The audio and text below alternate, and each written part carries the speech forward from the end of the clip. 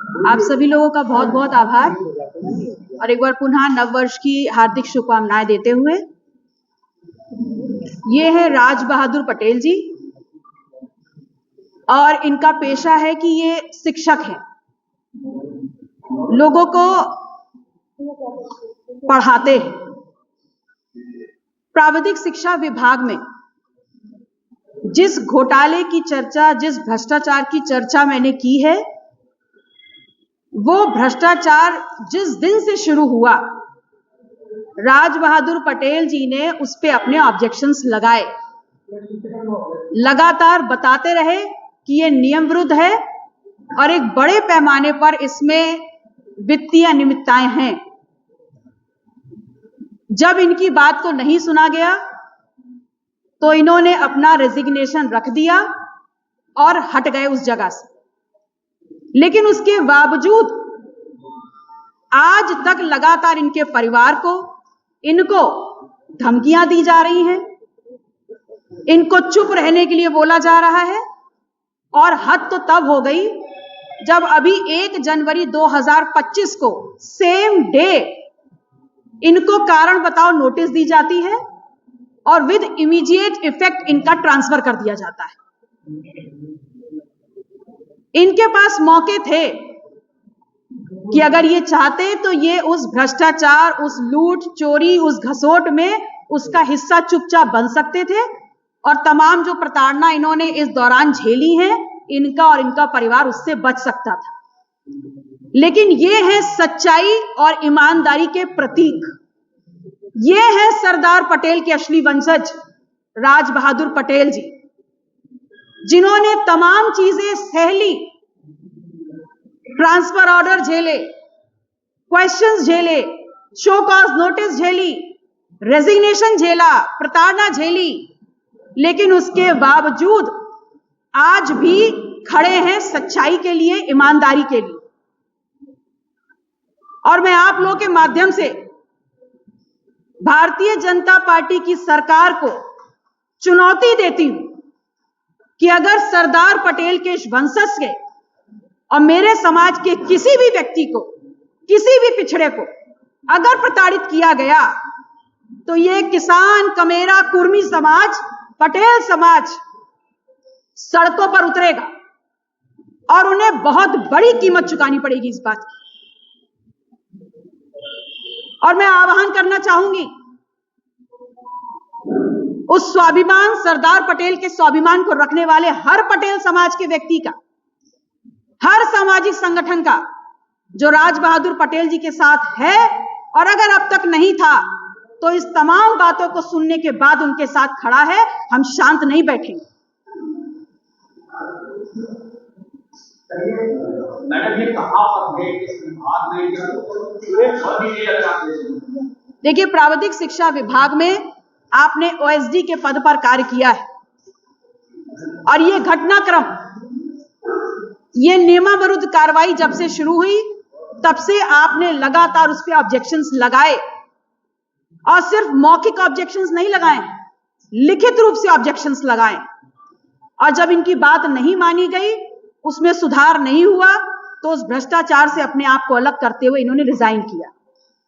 और अभी 1 जनवरी 2025 को इनको शो कॉज नोटिस देते हुए विद इमीडिएट इफेक्ट इनका स्थानांतरण रामपुर कर दिया गया है। जी, इन्होंने क्या मंत्री जी को कभी कोई चिट्ठी दिया? आप ये बताएंगे अगर आप क्या वहां पे भ्रष्टाचार हो रहा था? आपने 24 से हम मिर्जापुर में आए, इनके हमको विभाग से जो है कह दिया गया था कि आप विभाग को नहीं देखेंगे, आप जनता के कार्य देखिए, हमारे संबंधित जनता का कार्य देखिए। जब 14 मई को हमें पता चला कि ये नियम विरुद्ध डीपीसी हो रही है तो माननीय मंत्री जी को मैंने एक पत्र लिखा कि चुनाव चल रहे हैं और आचार संहिता लागू हुई है तो यह नियम विरुद्ध डीपीसी नहीं होनी चाहिए, आप इसको कम से कम चुनाव तक रोकिए। मंत्री जी ने कहा कि मैं चुनाव में व्यस्त हूँ और ये डीपीसी मैं नहीं कर रहा हूँ, प्रमुख सचिव आदरणीय श्री एम देवराज जी कर रहे हैं, और उनको न मैं डीपीसी करने के लिए कहूंगा, न ही उनको ये नियम विरुद्ध हो रही है कि डीपीसी को रोकूंगा। तो 22 मई 2024 को एक पत्र मैंने माननीय मंत्री जी को लिखा, उसकी कॉपी एआईसीटी अध्यक्ष नई दिल्ली को, प्रमुख सचिव माननीय राज्यपाल को, प्रमुख सचिव माननीय मुख्यमंत्री को, प्रमुख सचिव कार्मिक, प्रमुख सचिव वित्त, प्रमुख सचिव न्याय, प्रमुख सचिव प्रावधानिक शिक्षा को लिखा कि यह डीपीसी नियम विरुद्ध है, एआईसीटी एक्ट के विरुद्ध है, इसको रोका जाए। लेकिन हमारी बात नहीं मानी गई। तो मैंने मंत्री जी से कहा कि अब मैं आपके यहाँ कार्य नहीं कर सकता। 30 मई को मैं उनके साथ हटकर लखनऊ चला आया और 30 मई को ये डीपीसी हो गई।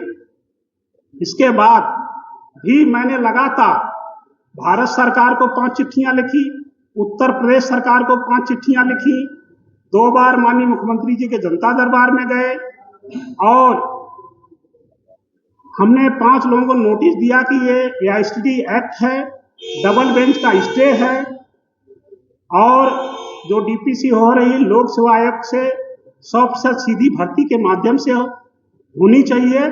ये नियम विरुद्ध डीपीसी हो रही, जिसके कारण पूरे प्रदेश में जो पढ़े लिखे लोग हैं, एमटेक हैं, पीएचडी होल्डर हैं, ये परेशान होंगे। उत्तर प्रदेश के जो प्रावधानिक शिक्षा में जितने भी संगठन थे उनका विरोध कर रहे थे। तो ये डीपीसी 30 मई को तो हो गई, लेकिन इसके रिजल्ट घोषित नहीं हुए। लेकिन फिर प्रक्रिया चलती रही। हमें लग रहा था कि ये डीपीसी नियम विरुद्ध है, नहीं होगी। लेकिन 9 दिसंबर 2024 को इसका रिजल्ट आता है। डीपीसी 6600 ग्रेड पे में हुई थी और जब 9 दिसंबर 2024 को रिजल्ट आता है तो डीपीसी का हुई 6600 ग्रेड पे में और रिजल्ट आता है 9000 पे बैंड में। इसका मतलब जो आदमी 1 लाख रुपया पाता था वो सीधा 2.25 लाख रुपया पाने लगेगा। और जो एआईसीटी का नॉर्म है एमटेक प्लस 15 साल या पीएचडी प्लस 12 साल, वो नॉर्म लोग पूरे नहीं कर रहे थे। इसमें निदेशालय के अधिकारियों ने, शासन के अधिकारियों ने नियमों को धता बताते हुए डीपीसी किया, जिसकी वजह से पूरे विभाग में पढ़े लिखों के बीच में फ्रस्ट्रेशन है। 2000 करीब एमटेक होल्डर और 1000 पीएचडी होल्डर सब परेशान हैं। सबका कहना है कि इस विभाग में कोई नियम कानून नहीं है। आप ये जान लीजिए कि एआईसीटी एक्ट जो 1987 में पार्लियामेंट से पास हुआ था, उसका उद्देश्य था कि गरीब किसान मजदूर को अच्छी तकनीकी शिक्षा देने के लिए विभाग में हाईली क्वालिफाइड टीचर रुके, इसलिए उनके स्केल को, उनके क्वालिफिकेशन को बढ़ाया गया था। लेकिन अब आप ये भी जान लीजिए कि सुप्रीम कोर्ट के 3 जजों का फैसला है 24 मई 2022 का कि रूल चाहे पुराने हो, पद चाहे पुराने हो चाहे नए हो, अगर रूल में अमेंडमेंट हुआ है तो जो भी नियुक्तियां होंगी या जो भी डीपीसी होगी वो नए रूल से होगी। नए रूल में एचओडी का पद 100% लोक सेवा आयोग से सीधी भर्ती का है। इसी आधार पर हमारे संगठन के कुछ लोग गए थे हाई कोर्ट में, जिससे उनको जो है पुरानी सेवानिवृत्ति डीपी से करने का कोर्ट ने आदेश दिया था।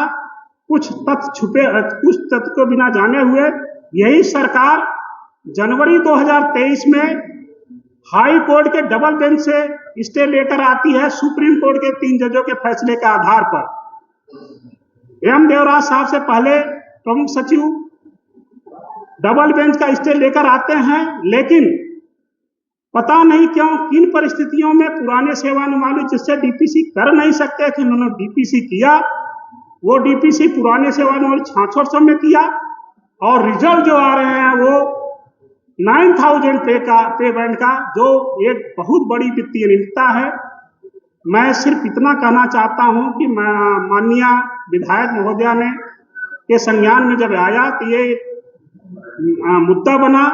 अभी मेरे खिलाफ 1 जनवरी 2021 को शो कॉज नोटिस दिया गया और मेरा ट्रांसफर कानपुर में मैं निदेशालय में अटैच था। राजकीय पॉलिंग नरैनी और राजकीय पॉलिंग बांदा का प्रिंसिपल था। तत्काल प्रभाव से मेरा ट्रांसफर जो है रामपुर कर दिया गया। मेरी सिर्फ आप मतलब माननीय मुख्यमंत्री जी से, माननीय मंत्री जी से विनम्र अनुरोध है कि प्रावधिक शिक्षा विभाग में करीब 2 लाख जो छात्र हैं, गरीब किसान के बढ़ते हैं, उनके लिए क्वालिफाइड टीचर जो IST नॉर्म के अनुसार रखे जाते हैं, यह जो DPC नियम विरुद्ध हुई है इसको तत्काल प्रभाव से समाप्त करते हुए नियमानुसार सिलेक्शन कराएं और जो लोग भी इसमें दोषी हैं उनके खिलाफ कार्रवाई करें। राज बहादुर जी, आप ये कह रहे हैं कि मैंने मानी